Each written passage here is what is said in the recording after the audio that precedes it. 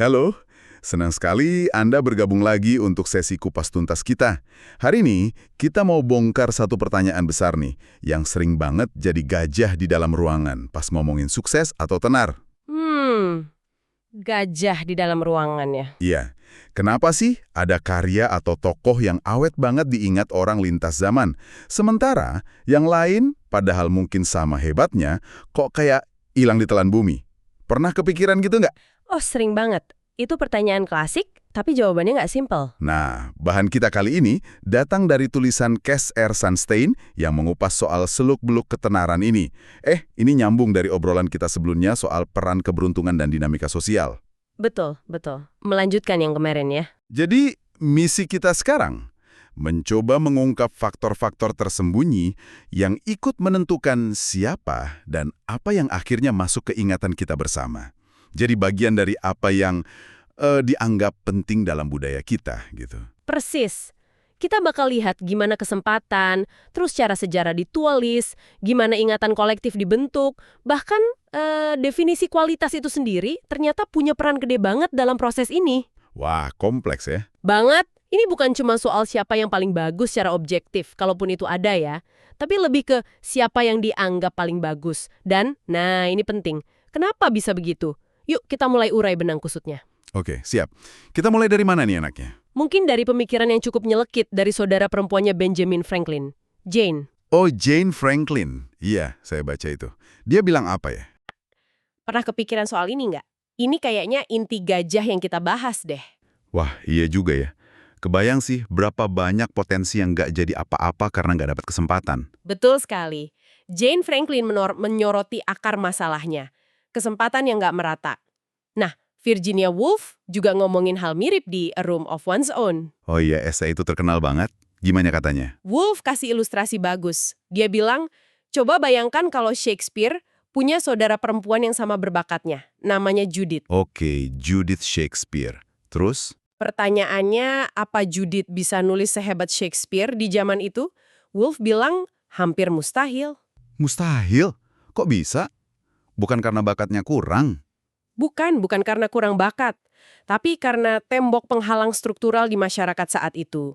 Perempuan kan nggak bisa sekolah formal, nggak belajar tata bahasa atau logika kayak laki-laki, seringkali dipaksa nikah muda pula.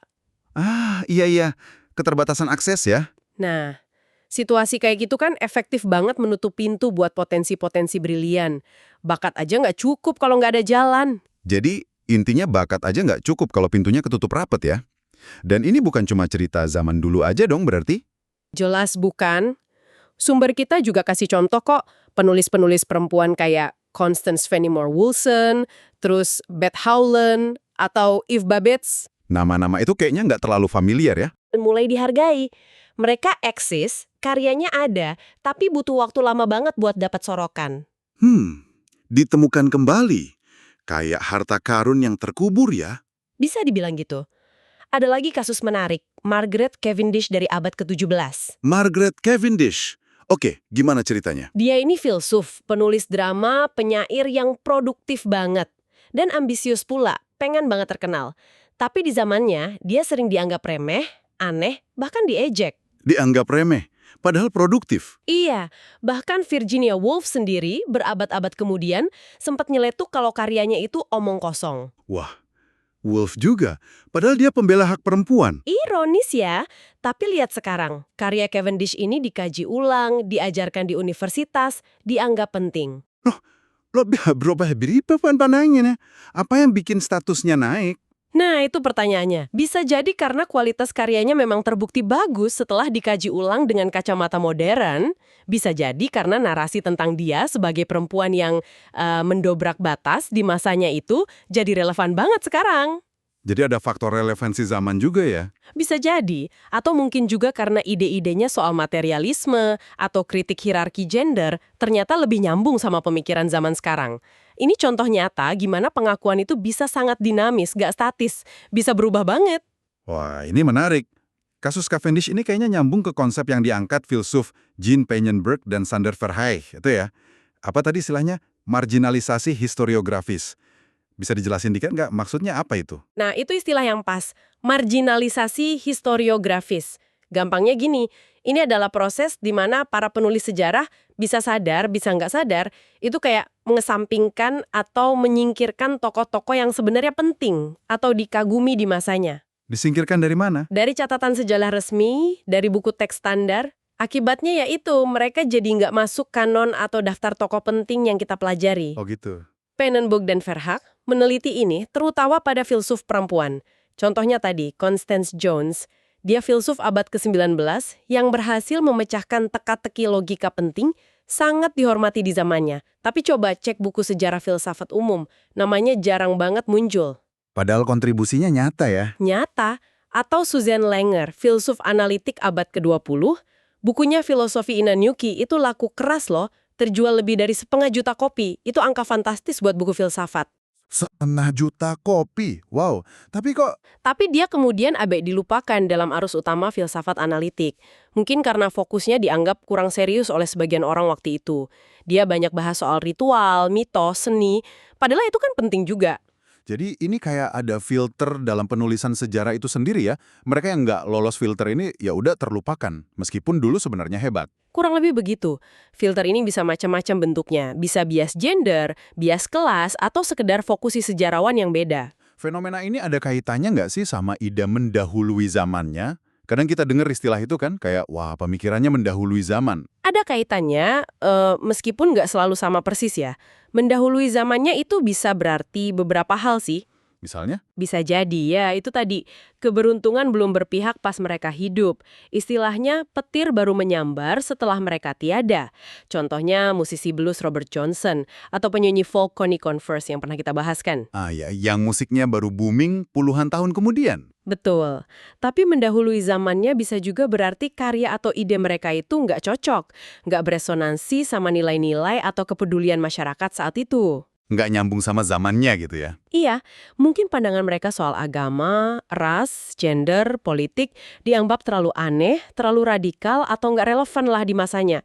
Tapi justru puluhan atau ratusan tahun kemudian, generasi baru ngelihatnya beda. Wah, ini menarik, ini relevan, bahkan visioner. Oh, jadi karena perspektif masyarakatnya yang berubah ya? Bisa jadi begitu, konteks sosialnya berubah. Ini nyambung banget kayaknya sama gimana memori kolektif ingatan kita bersama sebagai masyarakat dibentuk dan dinegosiasikan terus-menerus. Saya jadi ingat George Orwell di novel 1984. 1984, klasik itu. Ya, dia nulis gimana sejarah itu bisa dimanipulasikan. Catatan dihancurkan atau dipalsukan, buku ditulis ulang, nama patung diganti seenaknya. Siapa yang kita ingat sebagai pahlawan dan siapa sebagai penjahat itu bisa berubah drastis, tergantung siapa yang lagi pegang kendali narasi. Itu fiksi, tapi contoh nyatanya banyak banget dan seringkali kontroversial. Lihat aja Martin Luther King Jr. MLK. Gimana? Waktu beliau masih hidup, pandangan orang Amerika itu terbelah banget loh. Banyak yang anggap dia itu pengganggu, radikal, berbahaya buat tatanan sosial. Oh ya? Nggak kebayang ya sekarang? Nah, itu dia. Sekarang, dia ikon global hak sipil, ada hari libur nasional untuk menghormatinya di AS. Gimana coba persepsi bisa berubah sejauh itu dari pembuat onar jadi pahlawan? Proses apa ya yang terjadi di situ? Wah, itu panjang ceritanya. Ada perubahan sosial, ada perjuangan aktivis, ada penulisan ulang sejarah juga. Atau contoh lain, Genghis Khan. Genghis Khan, pendiri Mongol itu kan? Iya, di Mongolia, dia bisa jadi pahlawan besar pendiri bangsa. Tapi di banyak tempat lain yang pernah ditaklukkannya, dia dianggap tiran brutal pembantai massal. Wah, kontras banget ya. Banget, persepsi ini sangat tergantung narasi mana yang dominan diajarkan dan diulang-ulang. Semacam propaganda sejarah lah. Hal serupa kita lihat dalam perdebatan panas soal patung tokoh konfederasi di Amerika Serikat. Atau gimana tokoh-tokoh era Soviet yang dulu dicerca di zaman Stalin, belakangan ada yang direhabilitasi jadi pahlawan lagi pasca Soviet. Jadi memori kolektif itu sangat cair ya, bisa dibentuk dan sering jadi arena perebutan makna. Tepat sekali. Makanya ada sosiolog Prancis, Maurice Halbwachs, yang upas tuntas soal konstruksi memori kolektif ini. Dia nelitinya terutama di kasus agama Kristen. Maurice Halbwachs. Oke. Gimana teorinya? Menurut dia, generasi pertama pengikut itu perannya krusial banget. Mereka nggak cuma pasif nerima ajaran, tapi aktif menciptakan tradisi. Mereka adaptasi dan ubah sana-sini biar sesuai dengan kebutuhan dan pemahaman mereka saat itu. Menciptakan tradisi. Maksudnya? Misalnya nih, gambaran Yesus sebagai nabi khusus untuk orang Yahudi itu pelan-pelan bergeser jadi figur penyelamat universal untuk seluruh umat manusia.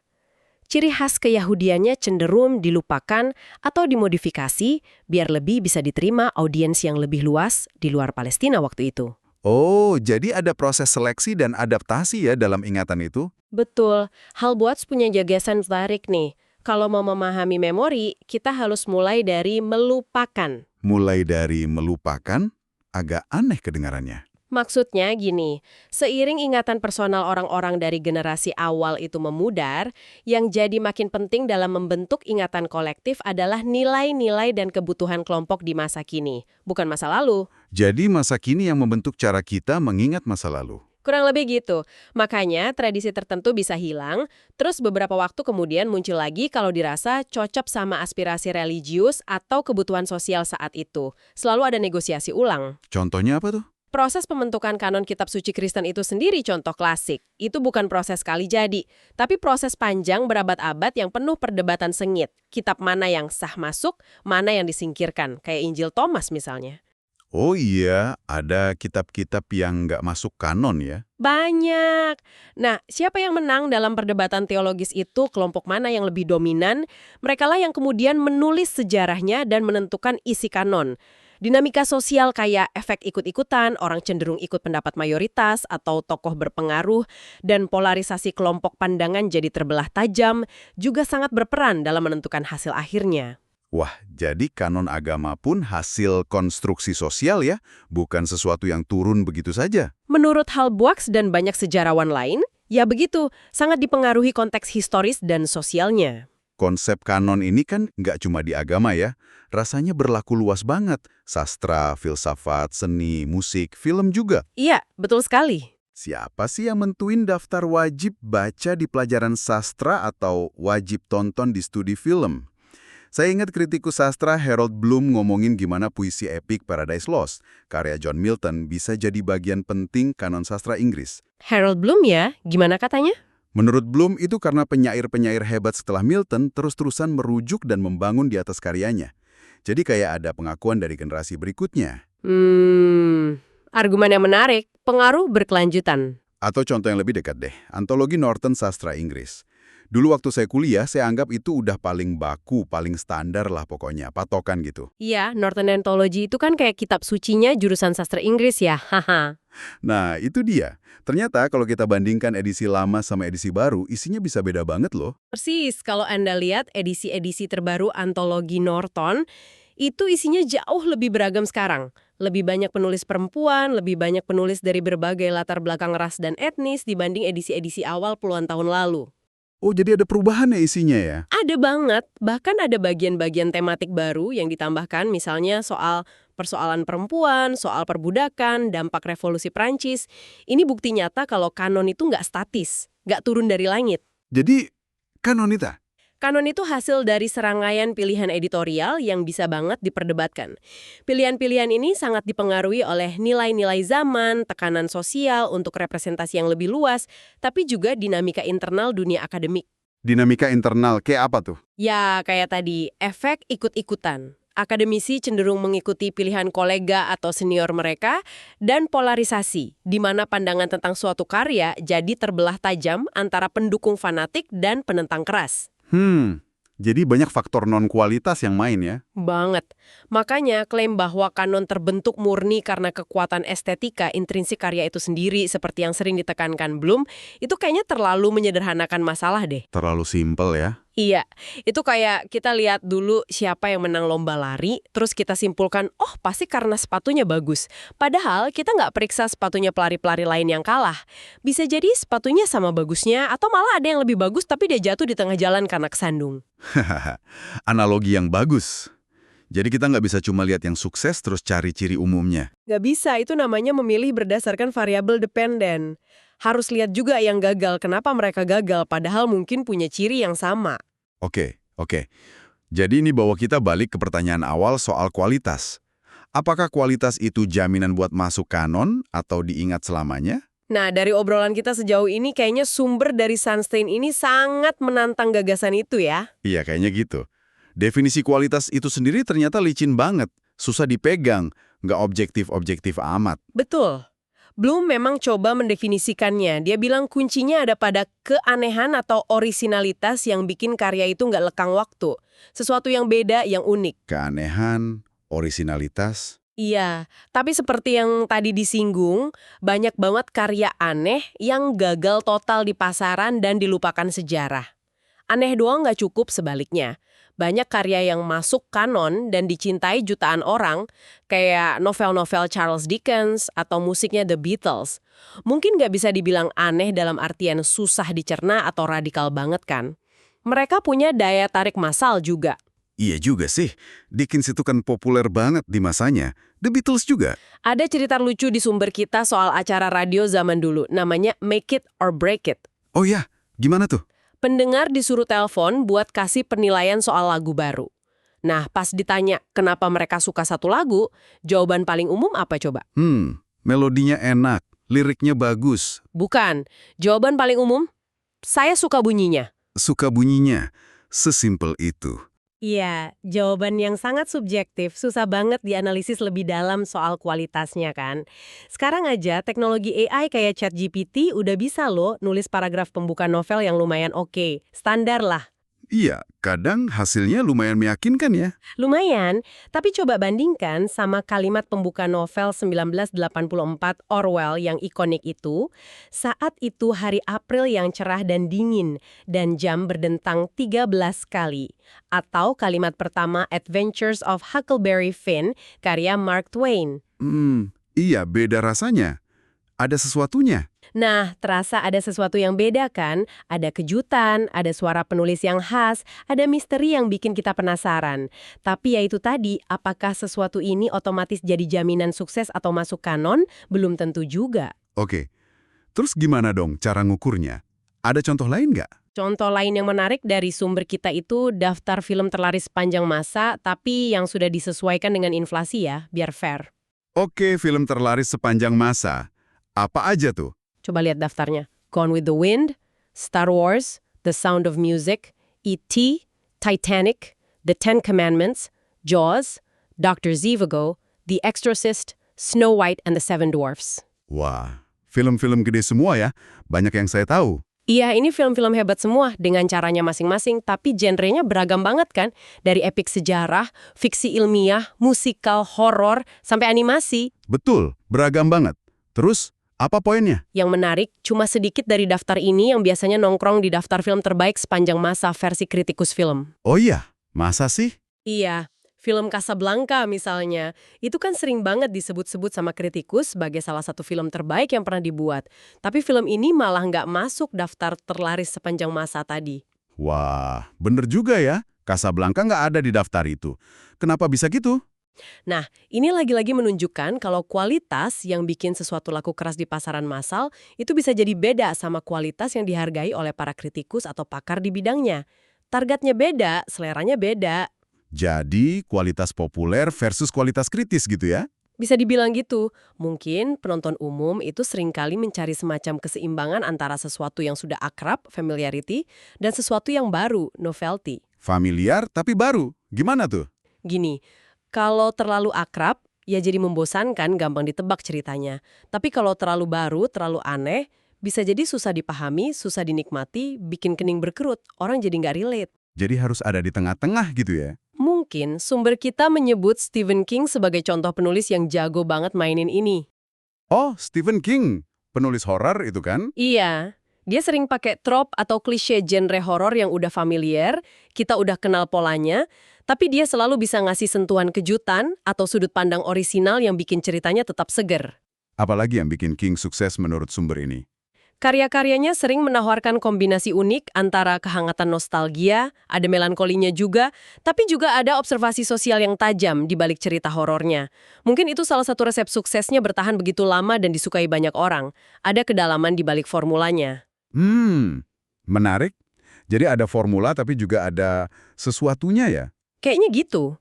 Keseimbangan itu mungkin kuncinya. Oke. Jadi kalau kita tarik benang merahnya nih dari semua obrolan kita, kesimpulan dari penelusuran kita soal si gajah di dalam ruangan ini, apa dong? Kayaknya sih, gajah ini memang nyata adanya dan ukurannya gede banget ya. Gede banget kayaknya, dan sering nggak kita sadari. Status legendaris, ketenaran abadi, atau dapat tempat di kanon budaya, itu ternyata nggak melulu ditentukan oleh kualitas intrinsik karya atau tokoh itu sendiri, sebagus apapun kualitasnya. Nggak melulu. Iya, ada banyak faktor lain yang ikut bermain. Faktor-faktor yang kadang nggak ada hubungannya sama kualitas sama sekali. Apa aja tuh faktornya tadi, kesempatan awal? Iya, kesempatan awal kayak berada di tempat yang pas, di waktu yang pas. Terus bias dalam pencatatan sejarah, dan siapa yang kebetulan pegang pena saat itu. Terus, siapa yang jadi pendukung atau juara buat suatu karya juga penting ya? Penting banget, perlu ada yang memperjuangkan. Lalu dinamika sosial kayak efek ikut-ikutan dan polarisasi opini. Dan bahkan nilai-nilai atau kebutuhan zaman kita sekarang ini, semuanya punya andil signifikan dalam menentukan siapa yang diingat, siapa yang dilupakan. Jadi rumit banget ya prosesnya. Betul sekali. Makanya ini bukan berarti kualitas nggak penting sama sekali loh ya, jangan salah paham nih. Oke. Kualitas tetap penting, tapi... Tapi jelas, kualitas saja nggak cukup. Sumber kita ini kan berkali-kali menekankan adanya potensi Einstein yang hilang, Shakespeare yang hilang, atau kalau pakai contoh yang kita bahas tadi, Connie Converse yang hilang di luar sana. Maksudnya yang hilang itu gimana? Artinya, sangat mungkin ada banyak sekali bakat-bakat luar biasa, karya-karya brilian yang nggak pernah dapat kesempatan untuk bersinar, atau nggak dapat perhatian yang layak karena berbagai macam alasan. Alasannya apa aja? Bisa macam-macam. Beberapa alasannya bersifat sistemik, kayak diskriminasi gender, ras, kelas sosial, atau kurangnya akses ke pendidikan dan jaringan penting. Beberapa alasan lain bisa jadi murni karena faktor kebetulan aja, nasib buruk atau timing yang nggak pas. Sayang banget ya kalau gitu. Iya, makanya penting buat kita sadar soal ini. Tapi menariknya, kesadaran akan hal ini justru membuka sisi positif juga kan? Kalau kita sadar bahwa ketenaran dan pengakuan itu seringkali bergantung pada banyak faktor kebetulan dan konstruksi sosial. Nah, itu dia. Kesadaran itu membuka kemungkinan baru. Kemungkinan apa tuh? Mungkin saja Einstein yang hilang itu suatu saat bisa ditemukan kembali. Sama seperti lukisan Mona Lisa yang ketenarannya justru meledak gila-gilaan setelah sempat dicuri lalu ditemukan lagi. Aneh kan? Iya juga ya. Atau kayak penulis atau musisi yang tadi disebut. Nick Converse di musik. Mereka semua kan mengalami periode ditemukan kembali setelah sempat terlupakan atau kurang dihargai di masanya. Jadi masih ada harapan buat yang hilang ini ya? Selalu ada harapan. Jadi, mungkin kalau kita bisa lebih awas, lebih jeli melihat potensi-potensi tersembunyi di sekitar kita, siapa tahu lebih sedikit talenta berharga yang bakal hilang begitu saja di masa depan. Kita bisa lebih proaktif mencari. Wah, ini optimis nih. Jadi kita semua punya peran ya? Bisa jadi, minimal kita lebih kritis lah sama apa yang disajikan sebagai yang terbaik. Nah, ini mungkin jadi pertanyaan penutup yang menarik untuk Anda, para pendengar. Bawa pulang dan renungkan. Silakan. Tak terucap yang diam-diam membentuk apa atau siapa yang dianggap hebat, penting, atau berpengaruh di bidang itu. Siapa atau apa yang kira-kira terpinggirkan dari narasi utama. Dan menurut Anda, kenapa itu bisa terjadi? Dan mungkin, adakah penemuan kembali yang menarik sedang menunggu untuk terjadi? Siapa tahu. Mungkin saja tepat di lingkungan Anda sendiri. Wah, pemikiran yang bagus banget buat direnungkan ya. Terima kasih banyak sudah menyimak sesi kupas tuntas kita kali ini. Sama-sama. Semoga bermanfaat ya. Sampai jumpa di kesempatan berikutnya.